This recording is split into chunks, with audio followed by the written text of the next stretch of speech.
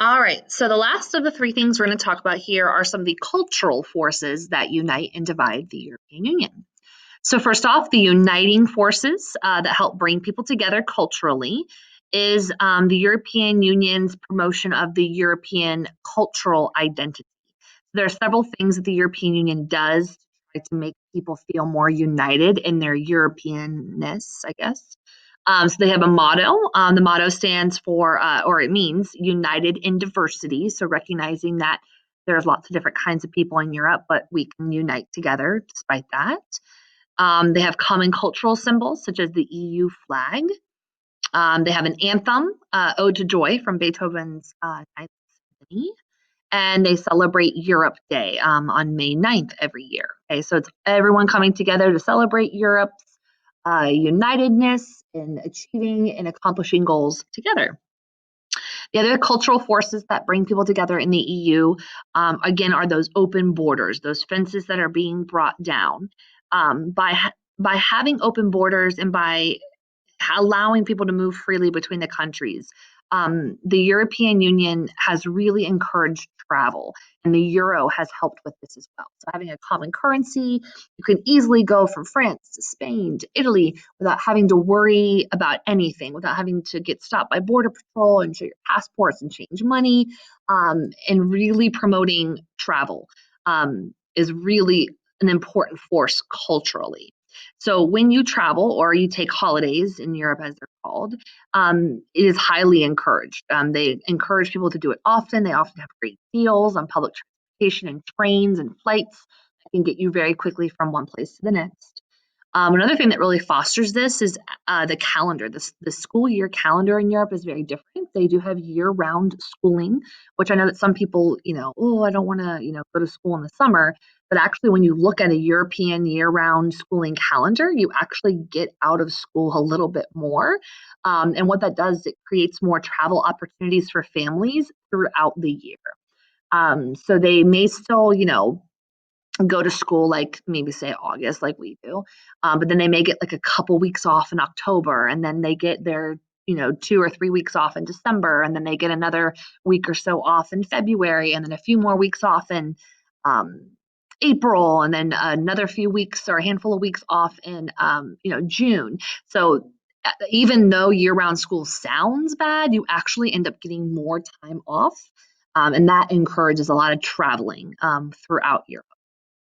The good thing is traveling to new places helps you see and experience different cultures and different people, helps you appreciate the similarities and see the beauty and the differences between the types of people. So traveling actually is really good for bringing people together, uniting them so that we see we're really not that different, and just experiencing a different culture and being in a different place is just a really good thing for people treating each other with respect and understanding each other. So that's something the EU definitely promotes, that unites and brings people together.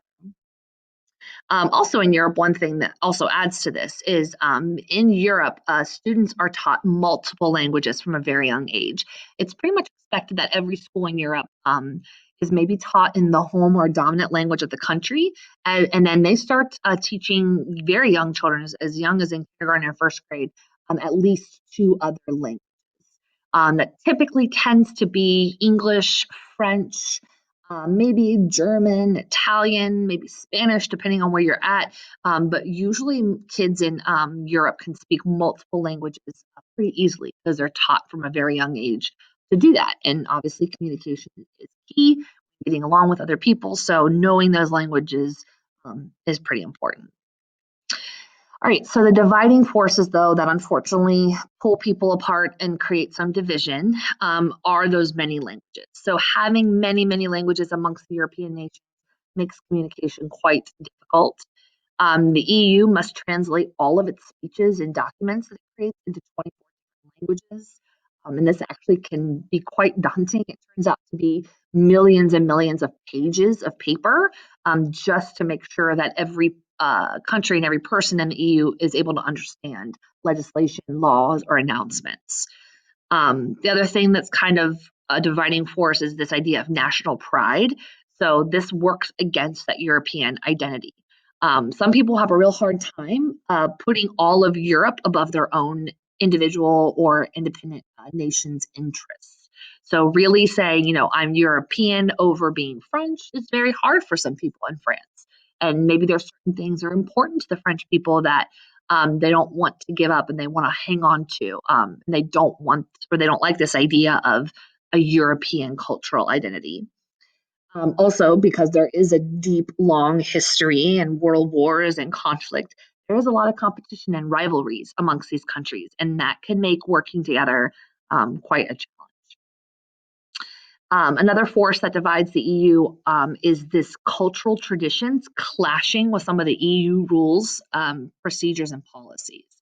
So what I mean by this is here are some examples. The EU might create a policy, a code, an expectation, and it may clash with a cultural expectation.